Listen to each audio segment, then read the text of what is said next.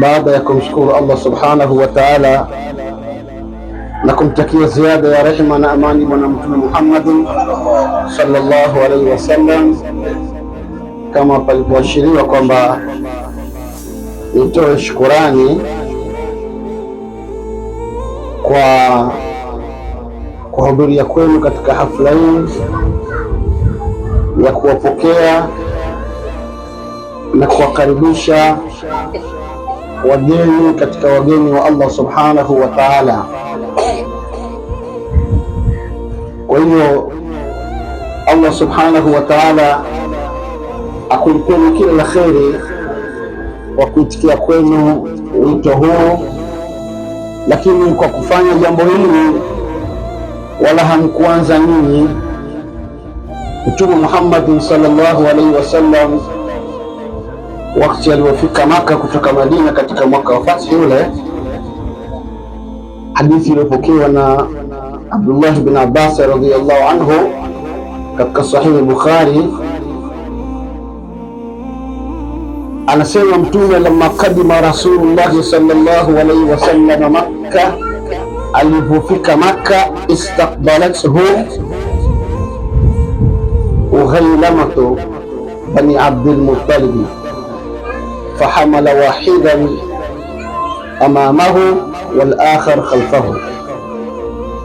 Mtume sallallahu alaihi wasallam alipofika Makka, walimpokea Ughaylama, jamu ya tasghir ya ghilma. Ghilmatun ni jamu ya ghulam. Walimpokea watoto wadogo wa Bani Muttalib.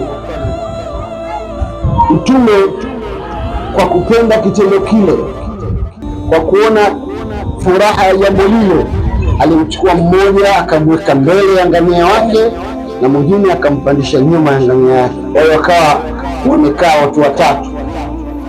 Kwa hiyo hiyo istikbali ya watu ambao wamekwenda katika safari au wamekwenda kutekeleza katika jambo kubwa, kuwapokea na kuwafurahikia ni jambo ambalo Kiislamu linajuzu, wala sio katika mambo ya bid'a.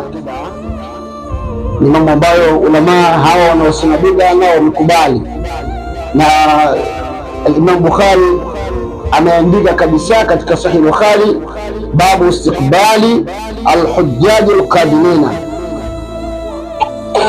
Kwa hiyo hili jambo tulilofanya kuwapokea mahujaji wetu, kwa sababu tunafanya hivi kwa sababu wametoka katika safari kubwa, wameenda kutekeleza jambo kubwa, leo kurudi salama.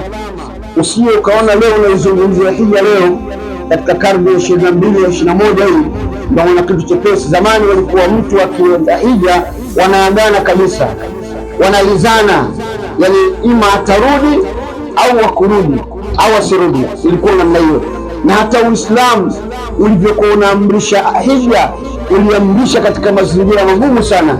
Allah subhanahu wa ta'ala anatuhadithia alipomwambia Nabii Ibrahim, waadhi fi nnasi bilhajji yatuka rijalan wa ala kulli dhamir, watakuja watu kwa miguu, watakuja watu hali yako wamepanda dhamir, manake mnyama aliyekonda kwa urefu wa safari.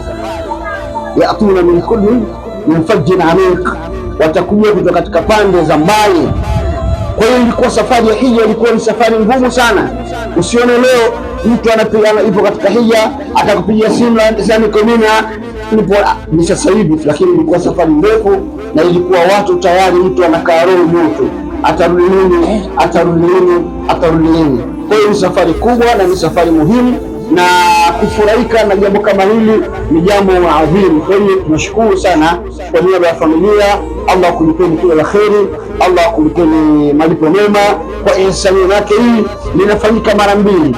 Huja mara ya kwanza watu wenyewe wakatengeneza bila haji kujua, wakamfanyia wao, lakini wakati mwingine inawezekana akafanya haji ili mje.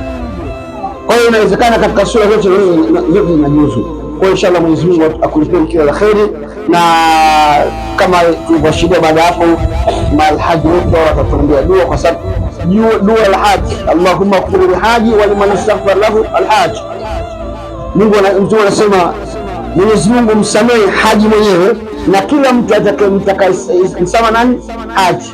Kwa hiyo hao wanaofa siku 40, kila mtu unatia nia zako tu, muombe Mungu, sio mwambie nataka tia wewe nia zako mwenyewe.